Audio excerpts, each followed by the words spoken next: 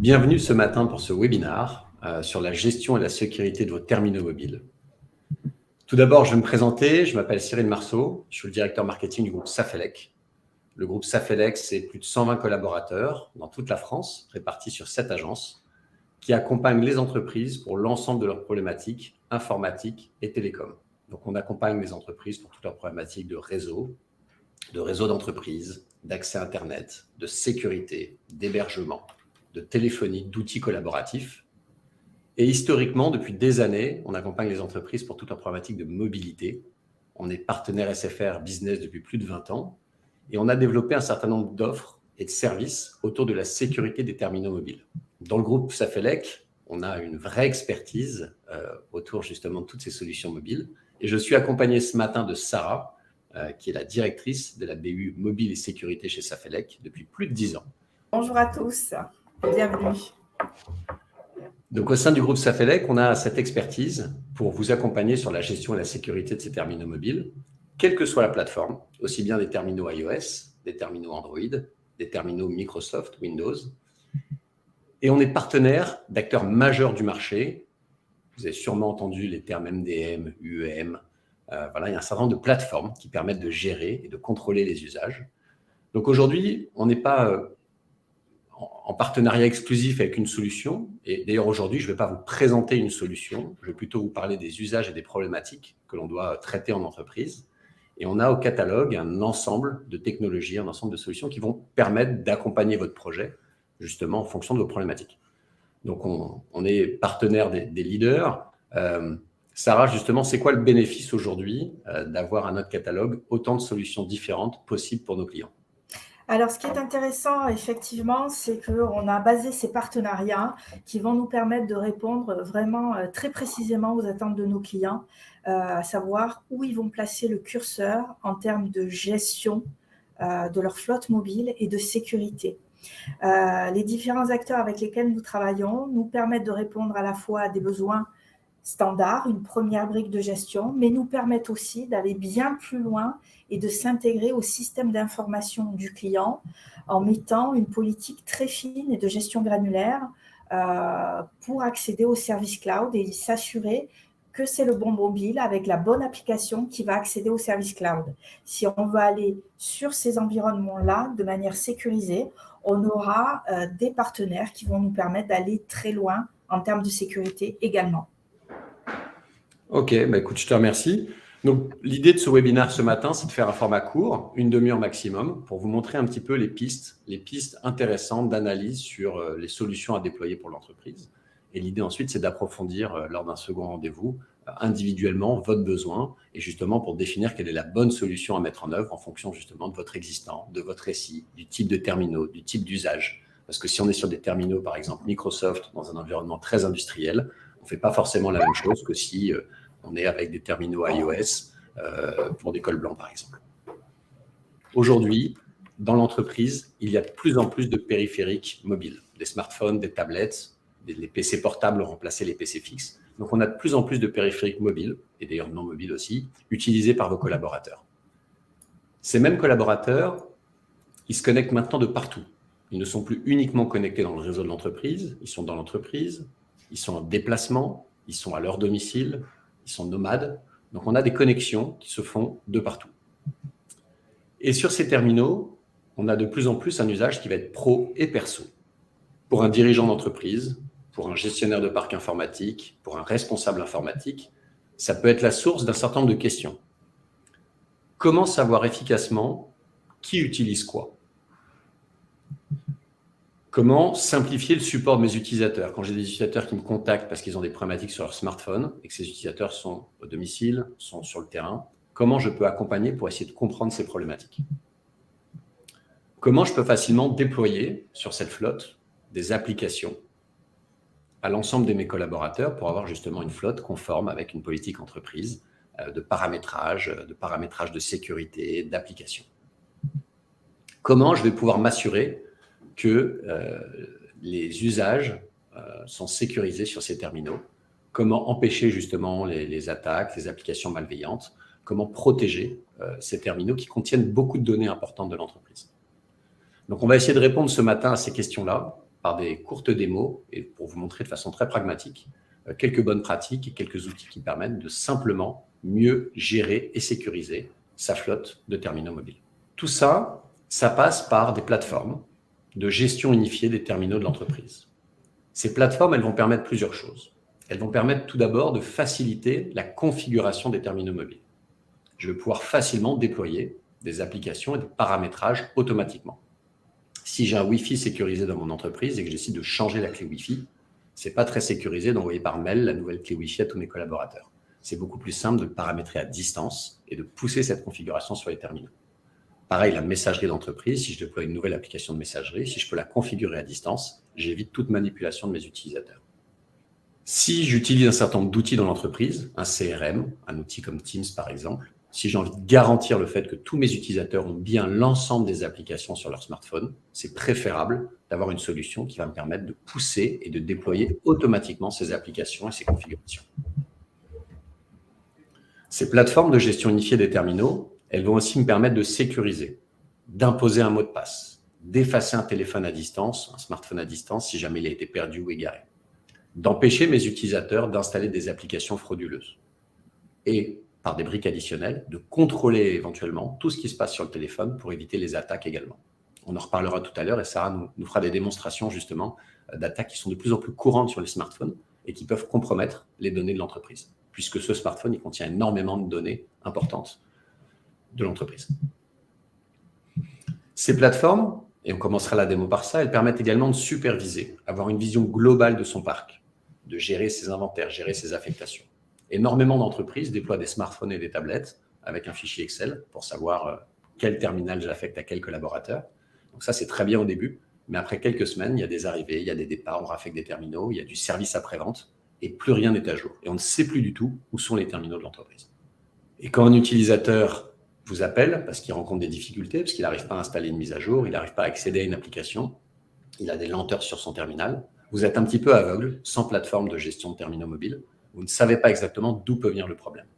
Et donc, ces solutions, dont on va parler ce matin, permettent justement d'accéder en temps réel au terminal et de vérifier, d'analyser ce qui se passe sur ce terminal pour accompagner au mieux vos utilisateurs.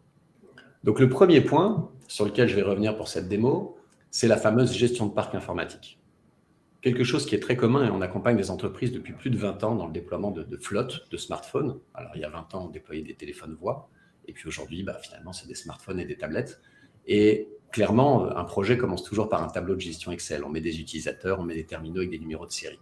Donc ça, c'est valable, c'est une photographie à l'instant T. C'est très, très rarement mis à jour et bien suivi. Et souvent, on est confronté à des entreprises qui sont un petit peu perdues dans la gestion, justement, de tout ça. Donc l'idée, c'est par ces plateformes de gestion et de sécurité des terminaux mobiles, d'avoir accès à un dashboard, un tableau de bord en mode web, sur lequel, en tant que gestionnaire, vous allez pouvoir vous connecter et avoir une vision consolidée de votre parc. Voilà. Là, je vois que j'ai un parc avec 6 terminaux iOS, un terminal Android, un terminal Mac. Donc, ces plateformes peuvent en général gérer donc, des OS mobiles, iOS, Android, mais aussi des OS fixes, type Windows ou macOS. Je vois que j'ai un certain nombre de versions différentes sur iOS, donc je vais même pouvoir suivre la conformité de mon parc pour savoir quel est le parc qui a été mis à jour, quel est le parc qui n'a pas été mis à jour. J'ai bien sûr accès à une vision qui va être détaillée de l'ensemble de ces terminaux. Donc, sur l'ensemble de ces terminaux, je vais pouvoir savoir la version logicielle, l'utilisateur, et je peux changer dynamiquement les utilisateurs affectés sur ces terminaux. Je vais avoir accès à des informations comme les numéros de série, comme les pourcentages de stockage mémoire disponibles, la version de la RAM, du processeur, savoir sur quel réseau sont connectés ces terminaux. Donc, ça me permet de détecter si, par exemple, j'ai 2 Wi-Fi au bureau, un Wi-Fi visiteur et un Wi-Fi corporate. Si j'ai un utilisateur qui a un usage dégradé, je vais peut-être me rendre compte qu'il est sur le Wi-Fi visiteur sur lequel on a bridé un certain nombre de flux. Je peux visualiser en temps réel des niveaux de batterie, la capacité totale de stockage de l'appareil. Et j'ai énormément de données que je peux rajouter. Vous voyez, là, je peux faire apparaître pas mal de colonnes, énormément d'informations, de localisation, de compliance de l'appareil. Voilà. Donc ça, ce qui est très intéressant, c'est que j'ai un inventaire complet de tous les terminaux de mon entreprise et je vais être capable donc d'exporter ces données si nécessaire, mais surtout de les mettre à jour en temps réel pour affecter un nouvel utilisateur ou changer une affectation d'utilisateur. Si je rentre sur un utilisateur, Bon, je vois que j'ai une partie localisation, rassurez-vous, que l'on peut laisser activer ou que l'on peut désactiver. J'ai donc accès au modèle exact du téléphone, son numéro de série. J'ai accès à un certain nombre de tags, je vais vous en reparler juste après, donc la version de l'OS. Je vais pouvoir contrôler si le terminal a été jailbreaké, est-ce que l'utilisateur a tenté d'installer justement des applications non conformes sur ce téléphone. Voilà, est-ce que la localisation ou pas est activée, est-ce que mon terminal est à jour, est-ce qu'il a bien ou pas toutes les applications de l'entreprise. Là, je vois qu'il y a une application de l'entreprise qui est manquante. J'ai beaucoup d'informations réseau qui vont permettre de savoir sur quel réseau cellulaire est connecté mon terminal, le réseau Wi-Fi. Et ça, c'est très important parce que c'est ça qui va me permettre d'accompagner mon utilisateur lorsqu'il a des incidents, des problématiques de connexion. Je vais pouvoir mieux comprendre ça. Très facilement, depuis la fiche utilisateur, je vais pouvoir, si l'utilisateur a perdu son code, lui effacer son mot de passe pour qu'il puisse se reconnecter, ou au contraire, verrouiller son appareil si mon utilisateur a égaré son appareil temporairement et souhaite que je le verrouille pour être certain que personne n'accède aux données. Mais je peux aussi complètement effacer l'appareil s'il a été volé, par exemple, pour être certain qu'aucune donnée de l'entreprise ne soit accessible. J'ai aussi accès, et ça, c'est des sujets qui sont assez importants pour les flottes mobiles, à l'itinérance, voix et données, à la partie hotspot personnel. Pour assister mon utilisateur ici, je peux, par exemple, ici vérifier si son Bluetooth est actif, l'activer ou désactiver son Bluetooth, ou activer et désactiver ses données à l'étranger, son hotspot personnel, pour accompagner un utilisateur, par exemple, qui aurait du mal à faire un certain nombre de choses.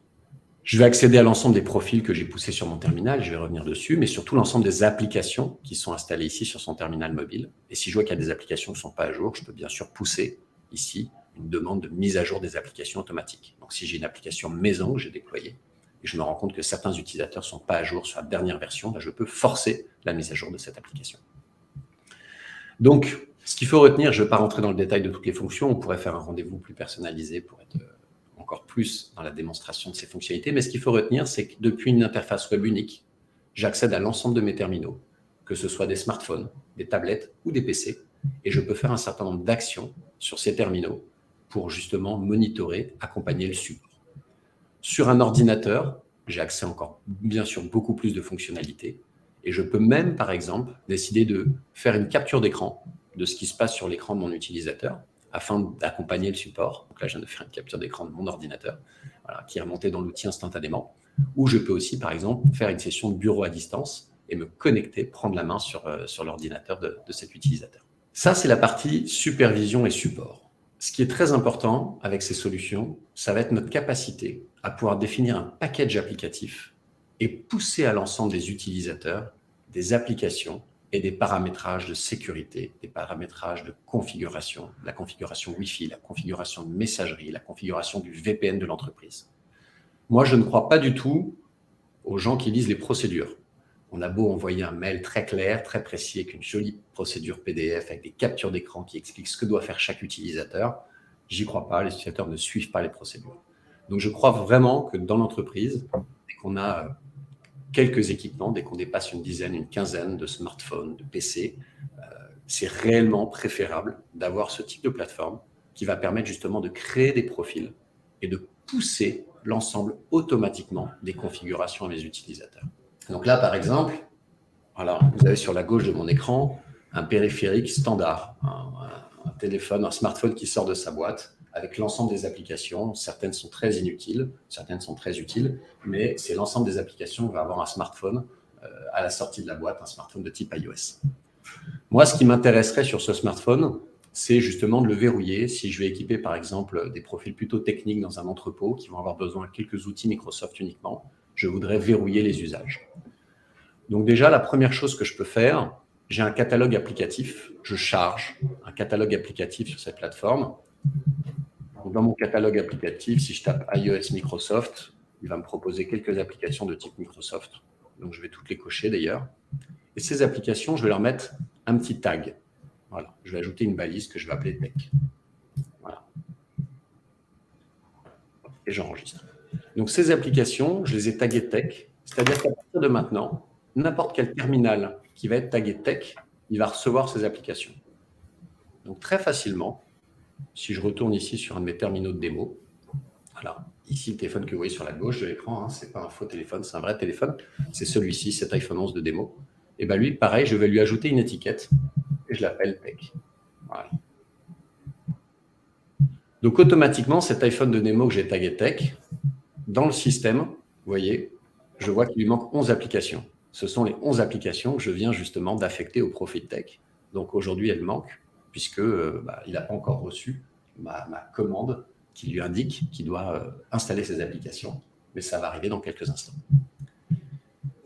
Je vais aller créer un profil un peu plus complet, justement, dans le cadre de cette démo, pour vous montrer un petit peu tout ce qu'on peut pousser, pour vous montrer des exemples de choses que l'on peut pousser sur un terminal mobile. Donc, je vais créer ici un nouveau profil. Voilà, un profil par défaut que je vais appeler Webinar, par exemple. Voilà. Donc, j'ai créé un profil que j'appelle Webinar, voilà, qui va être pour mes techniciens. Et j'indique que ce profil va s'installer sur tous les appareils qui ont au moins la balise.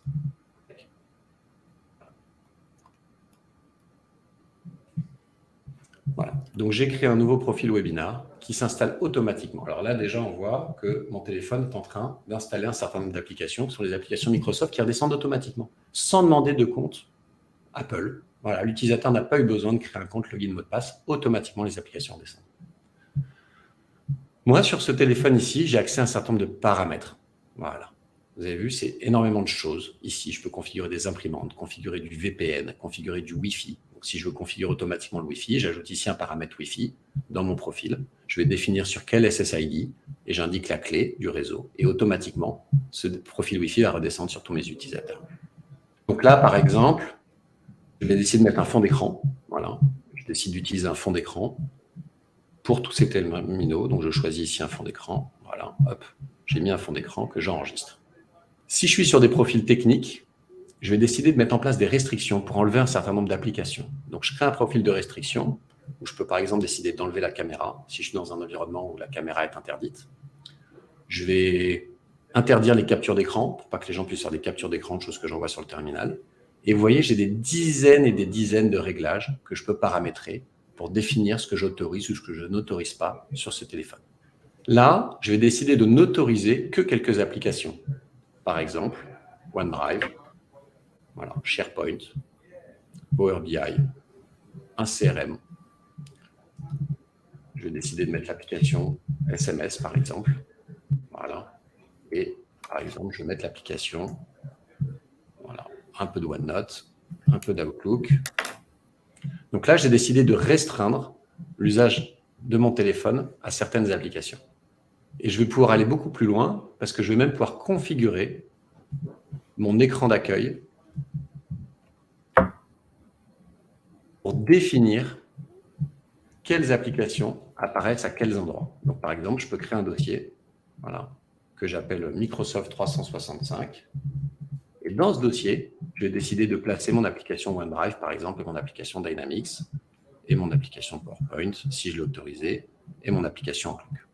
Ou Outlook, je peux décider de la mettre en bas de mon écran plutôt. Et sur mon écran d'accueil, si je décide d'ajouter l'application, par exemple, il y avait ici Messages. Message, je peux décider aussi de la mettre en bas de mon écran. Donc là, je vais pouvoir complètement créer des dossiers sur l'écran des terminaux de mes utilisateurs, définir l'emplacement des applications, j'enregistre ces paramètres et automatiquement, ces paramètres vont être poussés sur mes utilisateurs. Donc là, déjà, si on regarde un petit peu le téléphone sur la gauche de l'écran, les dossiers n'ont pas encore été créés, mais on voit que toutes les applications ont été désinstallées, puisqu'aujourd'hui, ne sont maintenant présents sur le terminal que les applications que j'ai autorisées et que j'ai placées dans des dossiers. Et on retrouve ici la partie SMS qui a été placée dans l'écran en bas de mon ordinateur. Donc là, on a fait quelque chose qui est très, très restrictif, qui est un terminal qui contient seulement quelques applications pour un usage métier particulier et que l'on va organiser justement dans un dossier sur des écrans, avec un fond d'écran et avec tous les paramétrages de l'entreprise. Le troisième point essentiel, dès qu'on déploie ce type de solution dans l'entreprise, c'est justement de s'assurer que l'utilisation des terminaux est suffisamment sécurisée. Donc là, j'ai vu par mes profils, je pouvais pousser automatiquement un mot de passe, pousser automatiquement l'usage d'un VPN, pousser automatiquement des clés Wi-Fi, empêcher certains usages, mais je peux aller beaucoup plus loin. Et je vais donner la main maintenant à Sarah qui va vous parler un petit peu justement de cette partie sécurité sur ces terminaux mobiles. Merci Cyril, c'est vrai que cette question est très importante dans l'environnement mobilité. Pourquoi ? Parce que les vecteurs d'attaque dans l'environnement mobile sont bien plus nombreux que dans l'environnement PC. On va parler d'amorçage ensemble, c'est-à-dire le phishing en anglais. Ce sont les tentatives frauduleuses pour vous inciter à communiquer vos données. Donc, en complément de la solution de gestion de votre flotte mobile, il existe des solutions de sécurité propres à la mobilité qu'on appelle Threat Defense, qui vont vous permettre de protéger vos smartphones, tablettes contre toute attaque. Premier cas d'usage, j'ai recensé ici, j'allais dire, le best-of des arnaques 2021 et que l'on voit encore. Je suis sûre que tous sur votre mobile, vous avez reçu ce type de SMS. C'est le SMS à la livraison du colis où on va vous demander le paiement de frais supplémentaires pour obtenir vos colis et on va vous demander de cliquer sur le lien pour collecter vos données bancaires, pour que votre smartphone, bien évidemment, pour que votre colis soit livré. Alors, c'est à s'y méprendre, puisque les hackers reprennent la charte graphique, ils ne font plus de fautes. Voilà, donc si vous n'êtes pas protégé, eh bien, écoutez, vos données bancaires partent. Si vous êtes protégé, la solution de Threat Defense, qu'est-ce qu'elle va faire? Elle va couper le lien et votre utilisateur va vite être informé que finalement, c'est une tentative d'amorçage avec lui et il ne va pas pouvoir se connecter au site en question. Donc ça, c'est du SMS, bien évidemment, au colis à la livraison. On va bloquer, la solution va bloquer. Ça peut être aussi DHL qui va vous demander de télécharger son application mobile pour, bien évidemment, ressaisir l'adresse ou vos coordonnées bancaires pour obtenir la livraison. Le Threat Defense, qu'est-ce qu'il va faire? Dès que vous allez télécharger l'application frauduleuse qui contient malware DHL, va bloquer le téléchargement. Donc ça, c'est très, très important parce que ça va vous éviter, bien évidemment, que votre smartphone ou votre tablette soit infecté et détourné de son usage. Donc là, on a vu le SMS, on a vu l'application, mais ça peut être le phishing à la carte vitale. Donc ça, c'est pas vieux, ça date de l'année dernière, où vous recevez un SMS dans lequel on vous demande de mettre à jour vos informations sur la carte vitale, nom, prénom, adresse, numéro de sécurité sociale. Et pour mettre à jour, bien évidemment, dans ce SMS Amélie FR, s'y méprendre, on vous envoie un QR code. Donc, qu'est-ce que vous allez faire? Vous allez scanner ce QR code et immédiatement, avec la solution de Threat Defense, quand votre utilisateur ou vous-même allez scanner ce QR code, ça va bloquer immédiatement la connexion au site frauduleux. Donc, inutile de vous dire que là, on part carte vitale, mais vous savez que dans tous les restaurants, pendant la crise sanitaire, on a tous utilisé le QR code. Donc là, immédiatement, si c'est un QR code corrompu, immédiatement, le Threat Defense va bloquer. Donc, on a vu le SMS, on a vu l'application téléchargée, truffée de malware, on a vu le QR code. À présent, je suis en déplacement et le soir, à mon hôtel, qu'est-ce que je veux faire? Je vais aller regarder un film en streaming. Qu'est-ce que je fais? Je prends mon smartphone, je vais taper Intouchable parce que j'ai envie de regarder Intouchable et systématiquement, j'ai une solution de Threat Defense, ça va me bloquer l'accès à un domaine malveillant sur mon mobile. Et immédiatement, l'utilisateur, je suis prévenu qu'Intouchable, finalement, il était référencé sur un site qui allait capter toutes mes données, pop-up, etc. Donc ça, c'est très important parce que moi, j'étais vraiment sincèrement de bonne foi. Je voulais voir un bon film à l'hôtel, me détendre. Voilà, ça peut arriver à tout le monde. Donc là, typiquement, on est sur des cas d'usage de SMS, d'applications malveillantes, de QR code, de domaines malveillants sur lequel tous vos utilisateurs peuvent être sollicités.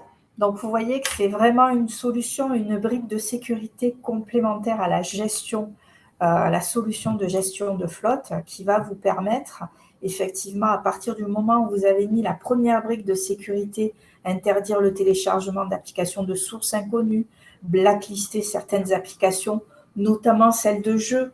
Sachez que les applications les plus infectées sont les applications de jeux tout le monde a téléchargé sur son téléphone perso, des applications de jeux pour s'amuser, etc. Et elles contiennent des malwares, des solutions qui vont soit de type spyware, c'est-à-dire surveiller toute votre activité à votre insu, tous les numéros d'appel, enregistrer vos conversations, etc. Voilà, on n'est pas dans la science-fiction, hein, on est tous les jours confrontés à ce type de situation, ou bien vont détourner l'usage de votre smartphone pour déclencher l'envoi de SMS vers des appels surtaxés. Et là, immédiatement, le hacker, qu'est-ce qu'il fait? Il va encaisser effectivement tous ces appels, etc. Et vous, de notre côté, vous aurez une facture qui va exploser et vous n'allez pas comprendre. On va avoir des ressources du téléphone détournées, le disque, la mémoire, une saturation, etc. Des performances qui diminuent ou des batteries qui perdent une autonomie immédiatement. Et là, on ne comprend pas. Tout simplement, votre smartphone aura été infecté par une simple application de jeu qui aura été chargée, mais encore une toute bonne fois, par votre utilisateur. Donc ça, c'est important de préserver vos données d'entreprise de ce type d'application et d'avoir une solution qui dise « hop, attention, c'est une application malveillante, je coupe tout, je préserve vos données d'entreprise et je laisse l'utilisateur par contre sur son environnement ».